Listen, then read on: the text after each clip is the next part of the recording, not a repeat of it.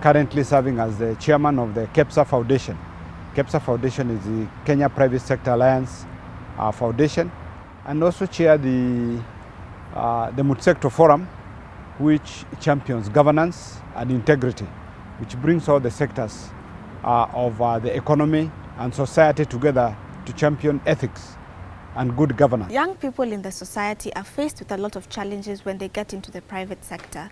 This is because they are the ones who own the small and medium enterprises. They are trying to start up businesses, but because of the cost that is attached to corruption, they are unable to grow these businesses, and at times are faced with the question again that whether do I stand with the values of ethics and integrity, or do I use a bribe to get a license? Do I use a bribe to advance my business so that my business can grow? And this affects the country greatly because the cost of living becomes high. When there is a lot of corruption in the country, we don't have investors coming into the country to invest. They lack people to support their young budding businesses, and this really affects the young people in the society. When the society does not grow from the bottom up, we will have a society that cannot sustain itself. As private sector, what we have seen is that a lot of the young people who are coming into the workplace have not been taken through proper mentorship around issues of ethics, values and governance. And therefore, when they come into the workplace, they simply pick the bad ideas that they find already being practiced.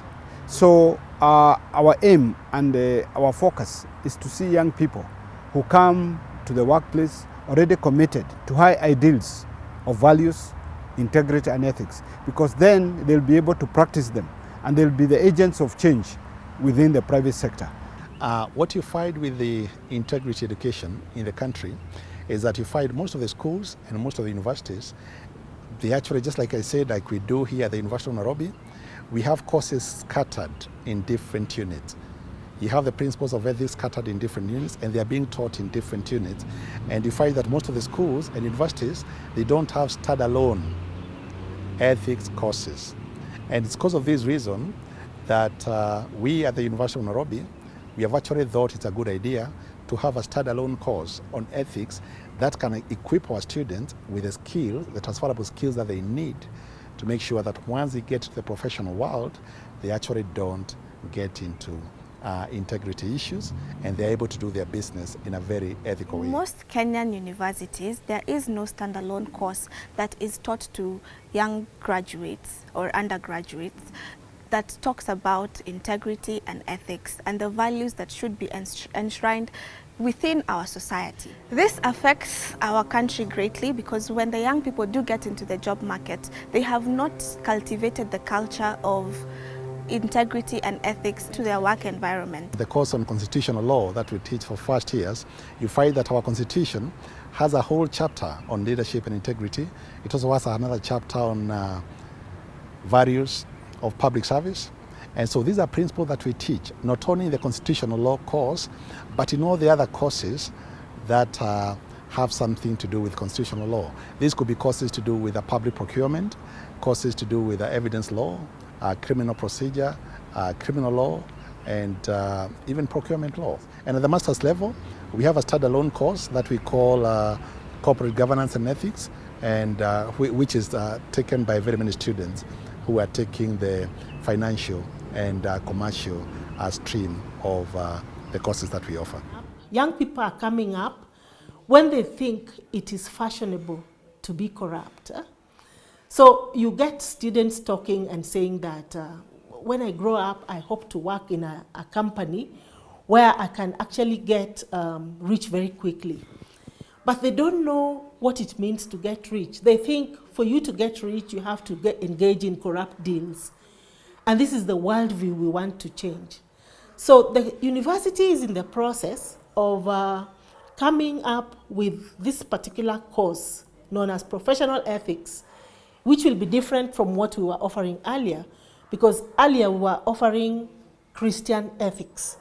But now we want to look at what is happening in the society.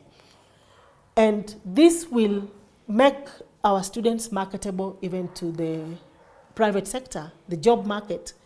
So when they are taken out there, there'll be people who will be making decisions, and they know the consequences of their decisions, and they'll be very good people. Even though all of us now are determined to fight corruption, and we have sat as private sector and prioritized this as a high priority, we know that we also have members within the business community who themselves are corrupt.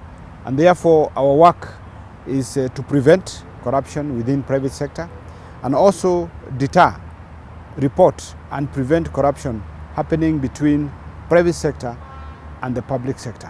When it comes to matters of corruption and private sector, corruption is two-way. It's public sector, private sector, because you cannot be corrupt alone. So the challenges we have encountered is that we have corruption both in private sector and also in the public sector. And therefore there has been this sort of synergy and agreement between those who are not ethical and those who want to practice corruption to have their own union, ways of engagement through various means to sort of go around the law and engage in corrupt activities. Over the years, and you know corruption has been increasing over time, is that almost about a third of our budget could have gone into stolen funds through corruption every year. And you know that's a lot of money that moves into the hands of individuals who have not supplied proper goods and services or non-existent services. And now we are saying we must come down on this ratio to the bare minimum.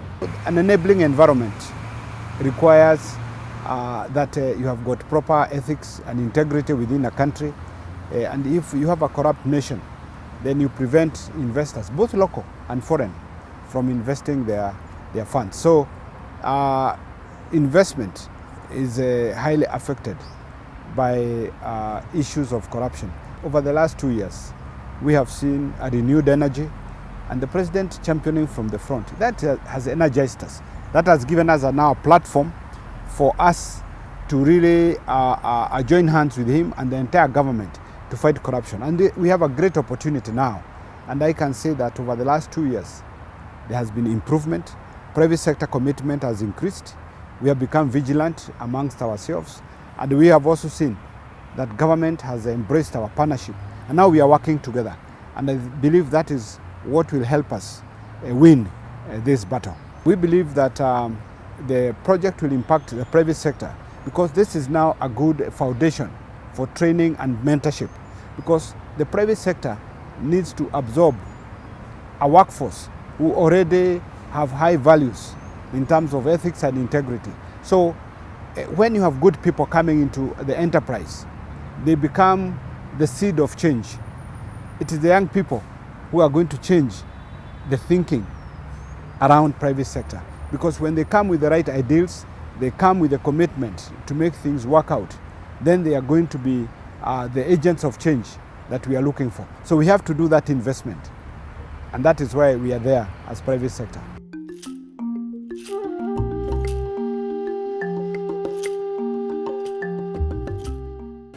Students in Kenya and around the world, I believe, face a lot of challenges when it comes to the job market. You have spent years and years in school, therefore you have accrued student loans. You have challenges to deal with financial stability. You're trying to start your life. You're also trying to help out your family, and you are grappling with the question that I need to get a job, but you find that you have challenges that you face. I stand with my values of ethics and integrity that are enshrined in our constitution, or do I use the back door? Do I bribe someone? Do I use someone that I know so that I can get a job? And these are some of the challenges that young people are facing when they are getting into the job market. Once they get into the job market, you're now faced with the next thing. I want to earn more. I want to climb up the ladder of success, the executive ladder. How do I climb that ladder without, again, going against my ethics and integrity values that I do value, whereby you are faced with the question, if I want to get ahead in my position, how do I do so without bribing, without knowing someone, and without using the back door again for me to get what I want in the job market?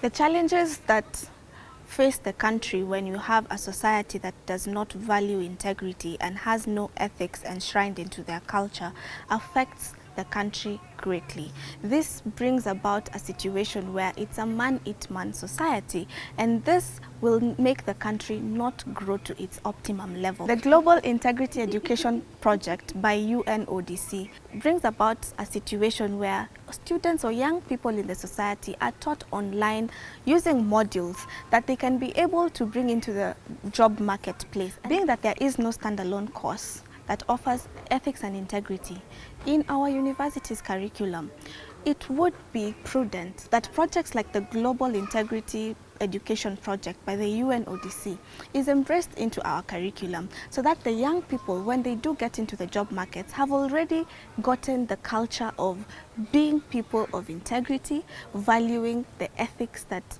they need in order to grow this country. I think the Global Integrity Education Project is going to be very effective in terms of as we move forward to issue a standalone course on professional ethics, we are going to use the experience of the global project to make sure that we inculcate the values that we are getting from that global education project into the teaching of professional ethics for our students. And we are going to make the professional ethics a compulsory course for each and every of our students. This is going to be done at the 4th year of their study. And I think that is going to be very critical in terms of equipping them with the skills of integrity that they need just before they get to the job market. By showcasing practical scenarios and case studies, it will actually impact positively on the students who will be taking up the lessons. One, I believe, once students go through these projects, these modules, we shall have positive mindsets within the chunks that are coming out from the universities and who are coming into the private sector in employment. Because of the peer pressure, they'll be able to impact their fellow peers within the industry, and ultimately the industry will be able to eradicate most of the vice that relate to integrity issues. The project is being implemented in 3 phases. Currently we are in phase 1, which entails selecting the modules, designing case studies for the module, and localizing the modules to fit the Kenya context. The Global Integrity Project in Kenya by UNODC comes at the right time when the national government is trying to advance and institute frameworks and programs that advance national values and cohesion. I believe that the project is going to help both the private sector players and the academicians and the students in advancing the national goals. We need to weave in ethics and integrity values into the social fabric of our country and our continent, so that our country and continent can compete globally. I'm the working group team leader for the Global Integrity Project in Kenya. My task in the group involves bringing people together in the group and at the same time coordinating the activities of the working group members. The working group members constitute members from academia and also members from the private sector. The reason why we are part of this project is because it's very important to offer ethics-related education.